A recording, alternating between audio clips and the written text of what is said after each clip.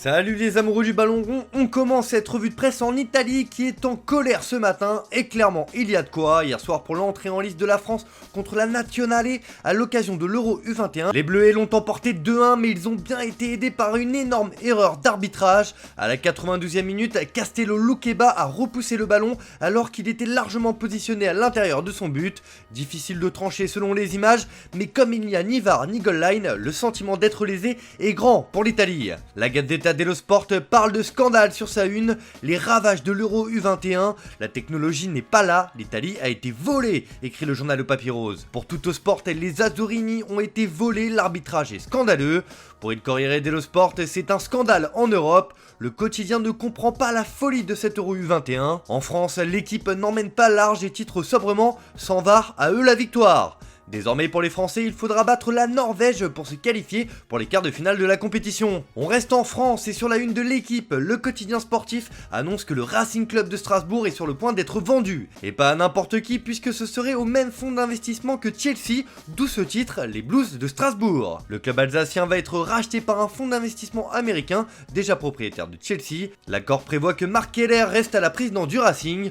Une information qui fait également la couverture des dernières nouvelles d'Alsace qui indique que le Racing passe sous contrôle américain. Bref, c'est une nouvelle ère qui va s'ouvrir à Strasbourg. Allez, on file en Angleterre et on va ouvrir une grande page mercato dans cette revue de presse. Depuis quelques semaines, un international anglais voit tous les cadors de Premier League lui faire les yeux doux. Il est temps pour Declan Rice de quitter West Ham, son club formateur, pour passer un cap dans une grosse écurie du pays. Et deux clubs se livrent une bataille acharnée pour recruter le milieu de terrain de 24 ans, Arsenal et Manchester City. Comme l'écrit le Daily Star ce matin qui fait dans le jeu de mots avec le nom du joueur et placarde le cri de Declan Rice. Guardiola va affronter Arteta à nouveau sur le mercato. Arsenal et City font une offre de 100 millions de livres, soit 116 millions d'euros pour Declan. Même chose en une du Daily Mirror, mais le tabloïd va plus loin et indique que Pep Guardiola se prépare à écraser les Gunners avec une offre de 116 millions d'euros pour la star des Hammers. Le quotidien nous apprend également que l'autre Manchester United augmente son offre et se rapproche de Mason Mount. Les Red Devils vont mettre entre 70 et 75 millions d'euros pour rafler la mise. Affaire à suivre donc.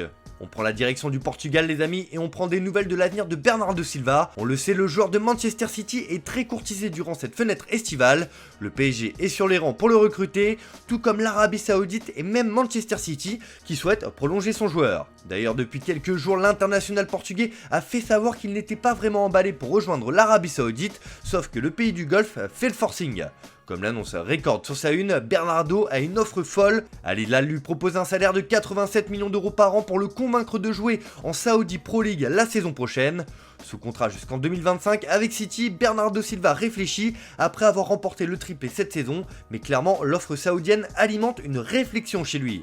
Au PSG de se montrer convaincant de son côté. On file en Espagne où évidemment c'est notre français Kylian Mbappé qui fait les gros titres. Comme quasiment tous les jours, l'attaquant du PSG fait la couverture du journal AS qui placarde le Sudoku Mbappé.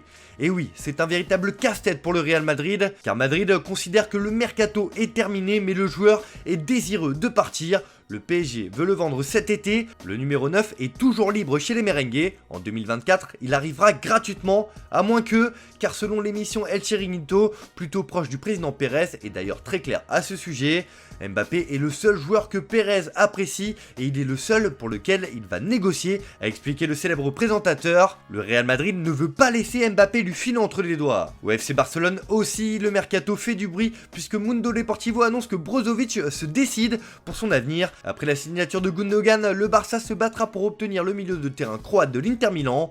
Il correspond au profil recherché par Xavi, mais il fait l'objet d'une offre succulente de l'Arabie Saoudite, ce qui le rend indécis. Alors que de son côté, Sport annonce que le club catalan est aussi sur les rangs pour recruter la pépite Arda Güler de Fenerbahçe. C'est le joyau de Deco, le nouveau directeur sportif tente de recruter le jeune talent turc. Le club Blaugrana a accéléré ses efforts suite à l'intérêt de plusieurs clubs européens, dont le Real Madrid. L'opération pourrait aller jusqu'à 17 millions d'euros, soit le montant de sa clause libératoire. Bref, on pourrait assister à une bataille au sommet entre le Barça et le Real pour cette jeune pépite. Allez, on termine ce tour de la presse en Italie où le mercato de la Juventus fait aussi couler beaucoup d'encre. Comme l'indique le Corriere dello Sport, la vieille dame fonce sur Thomas Partey. Pour la Juve, c'est Thomas, rapporte le quotidien. Le club turinois a fait une offre de 18 millions d'euros et le joueur a déjà dit oui. Il viendrait remplacer Adrien Rabiot qui est sur le départ avec la fin de son contrat. Et d'ailleurs, ce ne serait pas la seule recrue des Bianconeri puisqu'ils sont sur le point de signer Timothy Weah du LOSC. La vieille dame et les Dogs sont sur le point de finaliser un transfert avoisinant les 12 millions d'euros. Une information que nous sommes en mesure de vous confirmer. Les négociations sont encore en cours, notamment au sujet du pourcentage à la revente que veut inclure le LOSC dans l'opération. Quant au joueur, il va signer un contrat de 5 ans. Affaire à suivre. Voilà, c'est tout pour ce matin. Merci de votre fidélité. Bonne journée à tous. On se retrouve cet après-midi pour le JT Foot Mercato.